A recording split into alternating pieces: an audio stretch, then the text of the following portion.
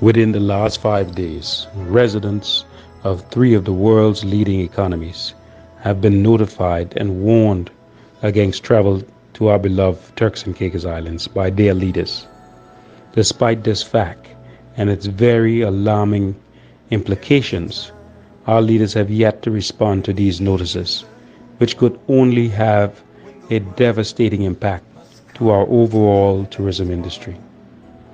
As a tourism-dependent economy, this is disheartening and troubling news.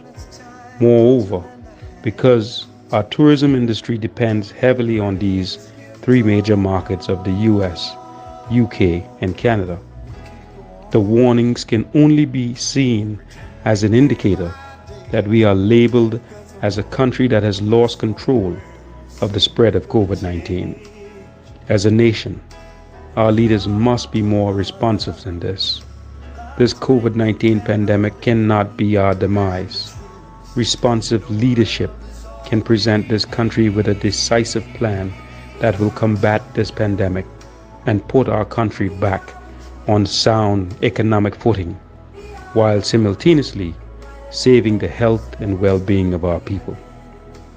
The reopening of our borders has not yet brought any significant upturn to our economy, and as the number of positive cases are increasing daily, it does not appear that it will, as leaders of other countries are also beginning to issue travel advisories, cautioning their residents against traveling to the Turks and Caicos. The UK and Public Health England has all but wiped their hands of us, as they have also signaled publicly via these warnings that the protection of British citizens in the UK is greater than their interest in helping to protect the Turks and Caicos citizens and residents, despite it being their own overseas territory. The opinion of some may differ from mine, but I believe we have seen very little support from the UK, except them sending soldiers here, an act that has clearly not made any real strides in helping us combat crime nor COVID-19. Despite differing opinions, I think we must and can all admit that the outbreak of coronavirus in TCI is far from being under control.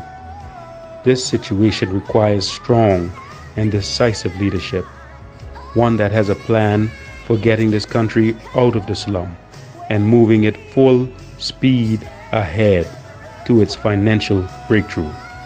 This wait-and-see approach can no longer be employed. I have presented the leaders of this country with sound and prudent advice for sustaining and recovery of our economy during these trying times. This advice was ignored. However, I will not sit and watch my beloved nation be coronavirus listed and abandoned by world powers and do and say nothing. I encourage Turks and Caicos Islanders all over our land, just like me, who have real skin in the game, to take a stand now